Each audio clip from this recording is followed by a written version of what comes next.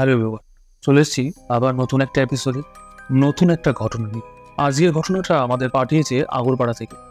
যিনি পাঠিয়েছেন তার নামটা বলা মানা আছে, তাই তার নামটা কিন্তু বলা যাবে না। আজকের ঘটনাটা শোনাবে অর্পিতা। বেশি কথা বাড়াবো না, তবে আরেকটি কথা, সেটা হচ্ছে যারা যারা এখনও আমাদের এই চ্যানেলটি সাবস্ক্রাইব করেননি তারা কিন্তু অবশ্যই চ্যানেলটি সাবস্ক্রাইব করে দিন, পাশে থাকুন। ভবিষ্যতে কিন্তু আমরা আরও ভালো ভালো ঘটনা এবং আরও ভালো ভালো পডকাস্ট আপনাদের কাছে নিয়ে আসবো। ভূতাভাসে আমরা যে ঘটনাগুলো আপনাদের শুনিয়ে থাকি, এই ঘটনাগুলো কিন্তু যারা আমাদের সাথে শেয়ার করে সেই সব ঘটনাই আমরা শুনিয়ে থাকি। এই ঘটনাগুলো সত্যি বা মিথ্যা তা কিন্তু আমাদের পক্ষে যাচাই করা সম্ভব নয়, তাই এ বিষয়ে তর্ক বিতর্কে না গিয়ে ঘটনাগুলি এন্টারটেনমেন্ট হিসাবে নেওয়াই ভালো।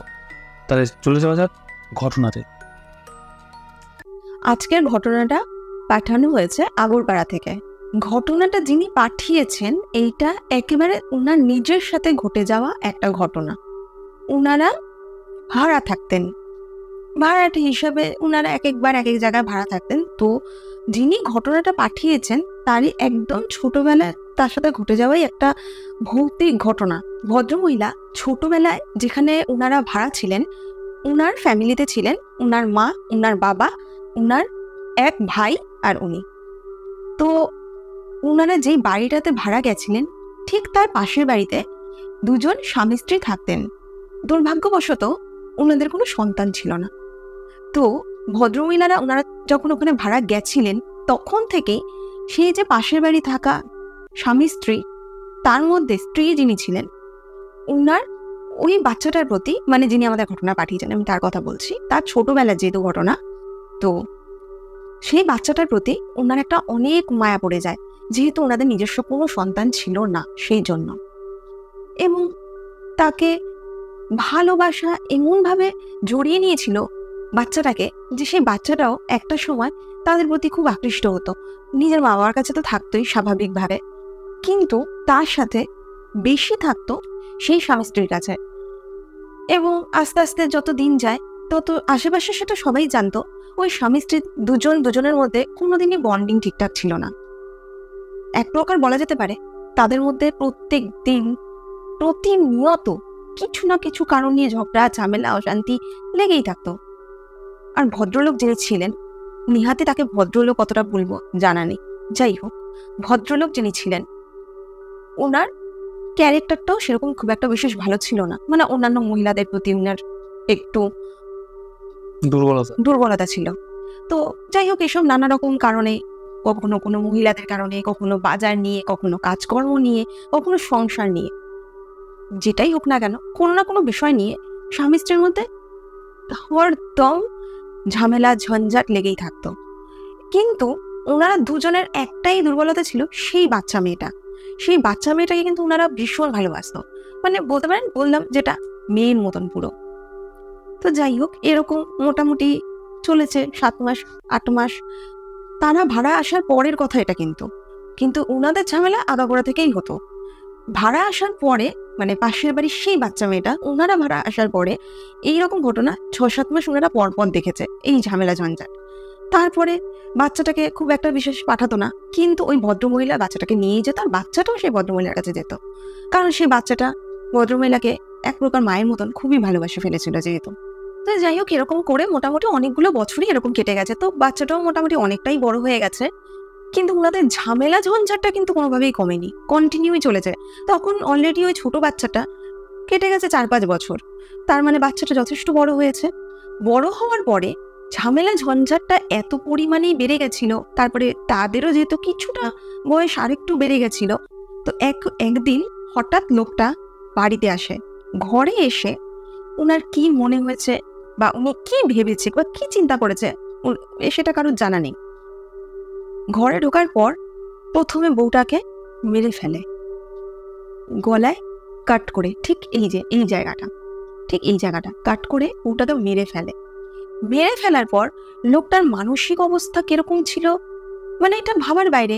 সাধারণত আমরা যতদূর জানি যে কেউ কাউকে খুন করার পর সে সেখান থেকে এক হলে পালিয়ে যায়, না হলে ডিনাই করে যে না আমি খুন করিনি, আমি মারিনি, কিভাবে কি হয়েছে আমাদের জানা নেই।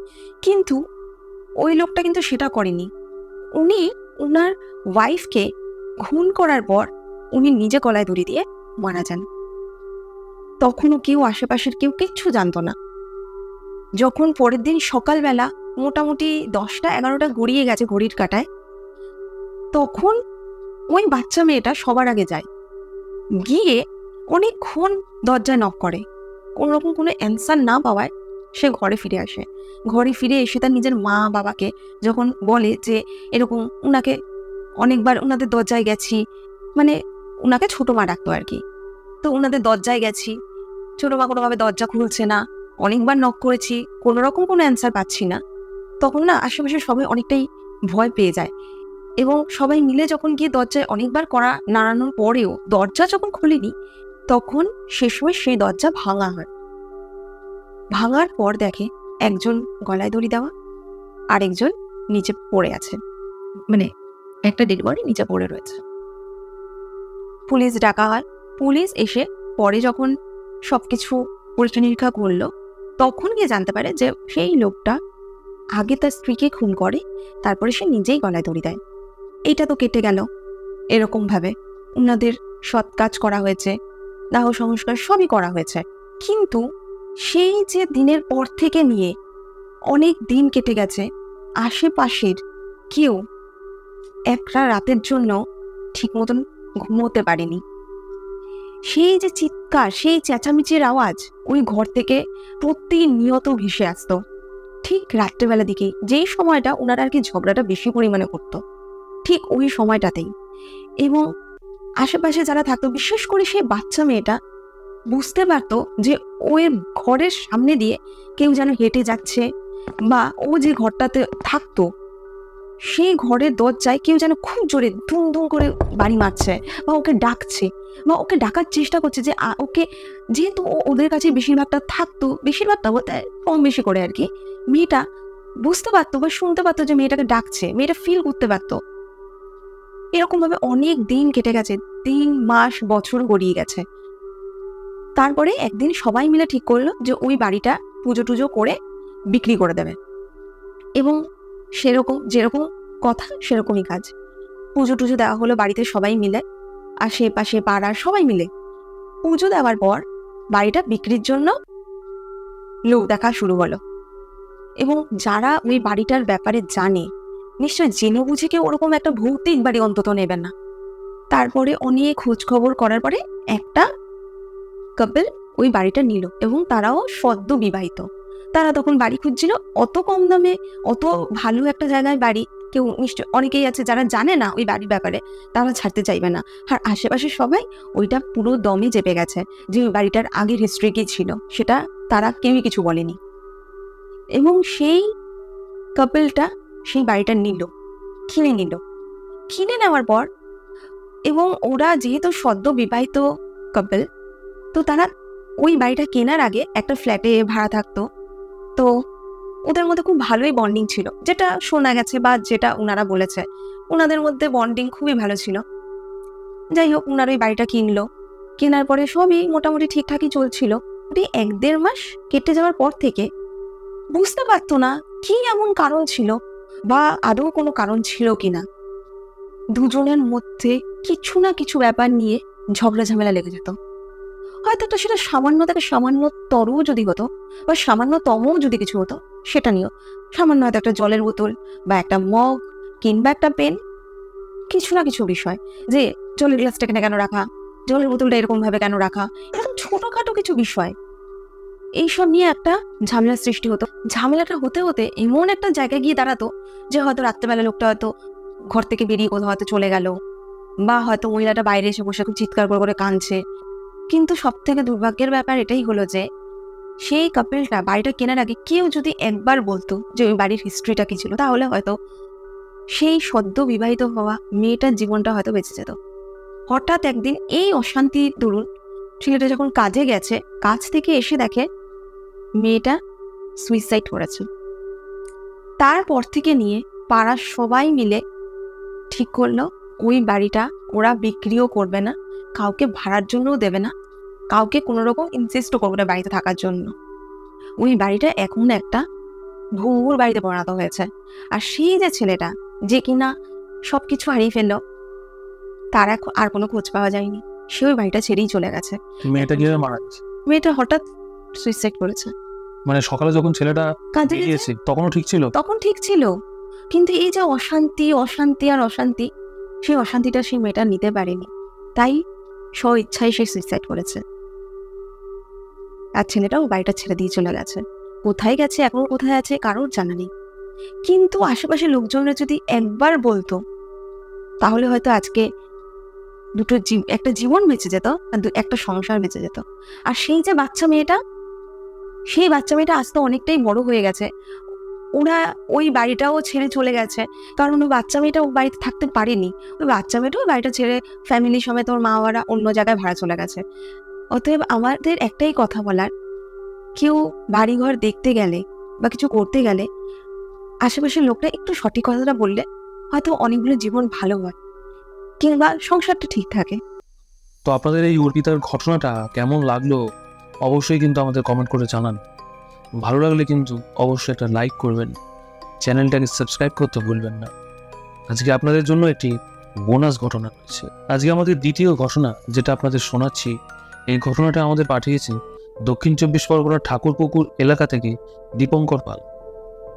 খুবই ছোট একটা ভৌতিক ঘটনা, পুরোপুরি ভৌতিক বলা যায় না, তবে খুব ছোট একটা ঘটনা।